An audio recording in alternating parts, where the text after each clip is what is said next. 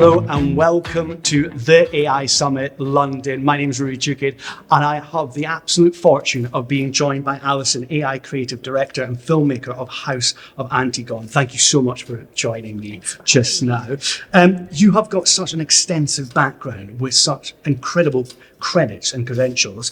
For those at home that have just tuned in, would you be able to give us a little bit of insight and colour to your background before we kick things off? Sure. Well, I've always been a writer, and the last 15 years of my career has been in advertising as a creative director, making advertisements for some really big brands from Chanel, Adidas, working inside Unilever. So I've had agency and in-house experience.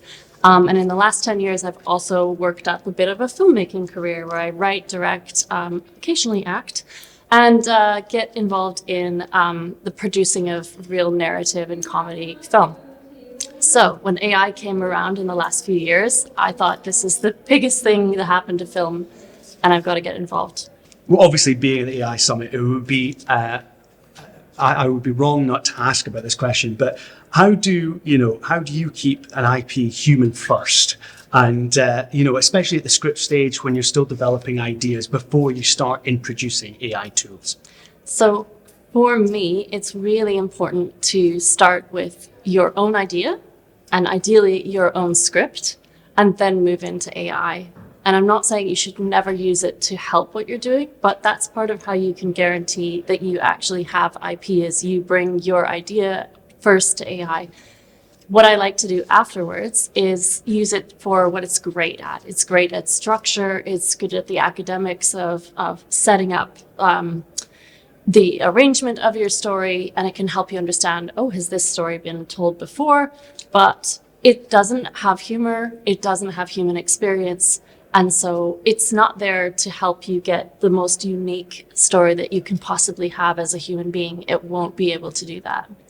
And then, talking at that stage and how story and at the core of that is the emotional side, how do you use AI to pressure test the story's emotional core before committing to visual prototypes? So again, starting with something that you are connected to personally, but after that, it's important. Maybe you have an idea for, a long lost person coming together with someone else. That story has been told. So what can help you is checking, is that story new? Is there something in culture right now that could help make it a bit more relevant? So using it as a cultural relevance tool to help you make something that's unique on top of your original idea. I'd call it bulletproofing. And the other part is that I like to use it as a psychologist to help understand and unpack the behaviors of characters as well. Moving on to the kind of production standards in team. There might be people out there that kind of are thinking, what's the kind of professional versus board and bedroom kind of AI, and what are the kind of non-negotiables when you're trying to make a production commercial ready for AI? Yeah. So the internet is full of AI slop right now, and that's fantastic in some ways, but it's also dangerous for brands or very serious production companies. What you want to do is work with people who have had some experience with clients, because it is a very different story to make something and have no commercial constraints around you. So you want to be asking, even if you're a very big fan of the person you want to work with, it's just in everyone's best interest to understand if they've had that experience before.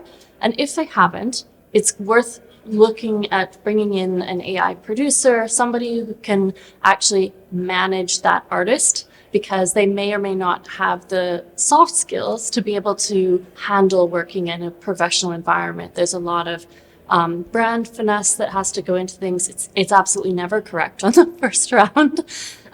So going through that rigorous process of doing that thing in a much more professional manner is what you want. In talking about the people that you may need to then support that,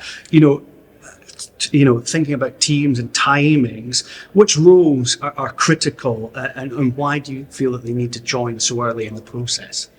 So typically when you have, let's just talk about agencies for a moment. Sometimes the idea, in fact, often it comes from an agency, their existing creative team. But you can have a bit of disjoint when the creative team might say, right, we're just going to do this. It must be possible.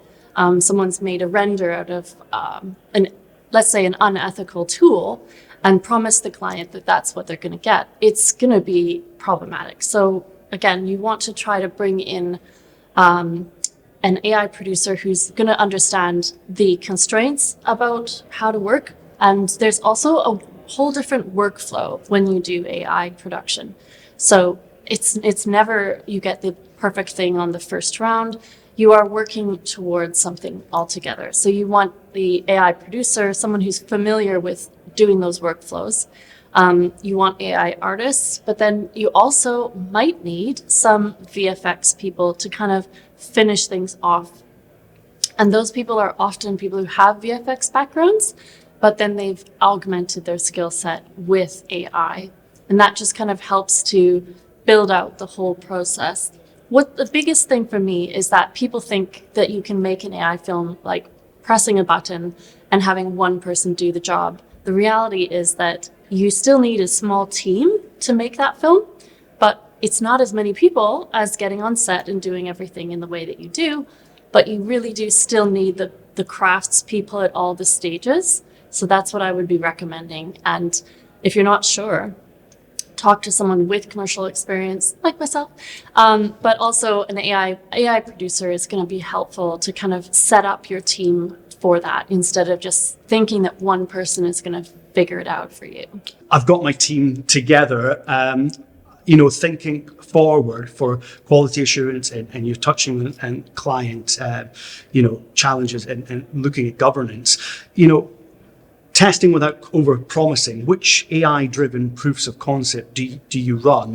And most importantly, how are you meeting the kind of standards that need to be met with broadcast and brands? Mm-hmm. Okay, so two parts, I suppose. First part about how you get approval on the ideas. I guess the number one thing I think it's great for is that you can immediately do proof of concept. And in advertising especially, even in filmmaking, that is a godsend. So being able to show people, right, this is the vision right now. Do we want to green light something like this or not? It saves you a lot of production time. And the second part about the restrictions and the obligations on commercial work, people sometimes forget too, and if you've worked on a television commercial with AI, there's a whole different set of obligations for broadcast. Everything from not showing certain brands, but things that are appropriate for certain times of day and broadcast. So I think it's really working closely together with your client, with your production company about what are the things that are absolutely fundamental that would absolutely be a requirement if you're making a regular film, but those things are still there for AI. And continuing talking about that, the client and their readiness, how do you set the expectations with costs and timelines and the realism? Because a lot of people, think AI, great, it's quicker, it's faster, it's potentially cheaper. Mm-hmm. That might not be the case. And my second part to the question is with the client readiness is the legal counterpart to that as well. All right, so the readiness part, I think, is super important. It's really great when you have a client who's excited about making things in AI, but there's an education process around the fact that it is a very different workflow. We've got this as a first set of examples of the film, but we can change almost anything. So that takes a bit of time because in some ways you can have anything you want, but you need to educate the client about the process of iteration that's involved. Now, on the legal side of how you get everything approved and working out, I think it's really important to start with your organization and ask them, what are the tools that they already have approvals for using? So if somebody on the team makes a mid-journey image, not happening. You literally can't use that. So knowing upfront what tools are going to be ethically okay for your company, and then moving forwards with what happens after that. I think there's a lot of things to talk about with legal and AI production. Another thing that can help is doing a hybrid production where you actually shoot the actors and you are then combining them with a generated world. And that allows you to license the likeness of an actor, and then you can change things afterwards, but you've paid for their performance in perpetuity or whatever the arrangement is, but it is much more ethical to do that. Makes sense. And, you know, looking ahead at the next 12 months and beyond, what are some of the key AI trends that you're seeing within the filmmaking sphere? So the biggest trend I'm seeing is that we are likely to move more in the direction of AI likeness and hybrid filmmaking. This whole period of time so far with AI has been a little bit like the Wild West. No rules, no regulation, and artists have been very underpaid and not recognized during this time. Those things are changing because of the laws that have started to move in the United States and coming here as well. And that means that brands and films are going to need to have permission to shoot real people and then generate around them or to manipulate their likeness. That is hopefully an inevitable part of all of this, but it's also a protection of human ingenuity, intelligence, and professions, which is really important. So yes, there's going to be fully synthetic people all around, but it's going to protect the art forms that are still there. Because AI, again, it's not funny off the back. It's got a lag to it. And human performance is still, it's genius. So we need to protect that, and we need to integrate that with amazing work that's possible. When anything is possible, let's not forget the people who can help make this really possible. And we're at the AI summit in London today. What are you hoping to take away? What's your experience so far? What's getting you excited? I'm just really excited to meet people who are interested in new ways of doing things. I think having an open mind is probably the most valuable thing to have right now. And yes, there's so many technologies you can learn. They move every day very fast. But I think actually being an experimental person is the most important thing right now. So I know there's quite a lot of talks that I still want to go to. But I think it's a soft skill of being open to and meeting new people and understanding what are the things people are learning, integrating, and adapting to rapidly. So being open to change. Very good. And a good note to end on there. Alison, thank you so much for your time, and thanks for the fantastic insights as well. Thank you for watching. I've been Rui Jukid, and this has been the AI Summit London.